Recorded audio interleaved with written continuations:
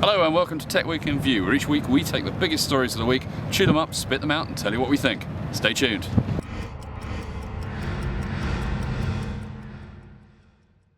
So Google has announced the new Chrome OS, or certainly details of it, allowing people to download a sort of bodged version, so to speak, to try out and test out. What's most interesting about this, obviously, it's a new operating system that changes the way that we use and interact with computers. You won't be able to save any software, everything's web-based, for example, all sits in the cloud, that's the big computer in the sky, and it's an interesting concept. The idea I really like about it, however, is that Dell, forward-thinking that they are, and they should be commended for this, is actually offering a disk image, so that's like a virtual copy of the operating system, it's free anyway, to anybody that's got a Dell Mini 10 to download and have a play with. Now it's great, you know, it's forward thinking, it's progressive, it basically means that you can have a go, and it shows that Dell aren't scared about which operating system you'll use or how we'll use the computers in the future.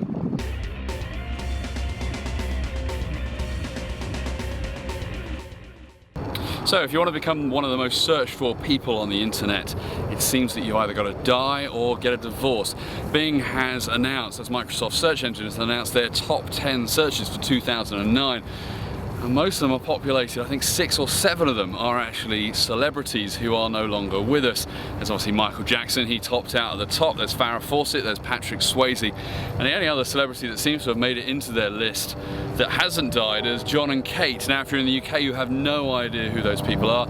In the US you probably will. It's those people that had opulence, 8 children, and then obviously had a reality show, so they became famous for that, and then they broke up and got divorced and it all got a bit messy, but the celebrity mags loved it, and obviously so did the users of Bing. Other than that, the only other interesting ones in the top 10 are swine flu, because hey, everybody's getting that and dying, and Twitter, because that's all anybody wants to talk about these days. What will be big for 2010? I'm not sure, probably more dead people. So if you were thinking about getting the BBC iPlayer on your Xbox 360, it looks like you might have to think again. While the service offers the Sky Player, if you're a Sky subscriber or you want to subscribe to the service, and the PS3 from Sony and the Nintendo Wii also offer the iPlayer from the BBC, due to some crazy mechanism of payment system, it's unlikely that's going to happen to the Microsoft console. Why? Well, because unfortunately the way that we work in the UK is that we pay a license fee each month, which then obviously goes towards funding the BBC.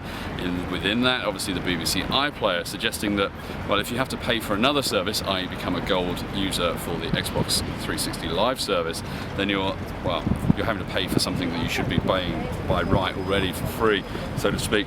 So it gets very confusing. Because it gets confusing, and because the Beeb or the corporation don't want you to have to pay to access free content because you've already theoretically paid via law, it looks like it's unlikely to happen. What does that mean? Well, it means you're not going to be able to watch your favourite BBC programmes like Spooks or The Fast Show on the Xbox 360 console anytime soon. And if you're really up for it, there's one really good option, which is just turn on your television in the UK and just change it to BBC One or BBC Two. So Technics could possibly be pulling out of the DJ turntable arena. Rumours on the internet suggest that 2 of the most popular models that have been around for 35 years, no less, are actually about to come to an end. Whether the rumours are true or not, it certainly opens up the question and debate about, do we still need analogue stuff? I mean, the idea of putting a record on, spinning the disc, mixing up some magic will soon be gone. I mean, most modern DJs now either use CDs or even have gone to MP3s using software to create it, which sort of pretty much asks the question of, do you even need a DJ to be there? Mainly if he can create a mix in his bedroom anyway. Either way, the big question is, will your kids really care? Probably not. Well, that's it for this week's show. Hope you've enjoyed it. My name's Stuart Miles, this is Megawatt TV. Thanks for watching.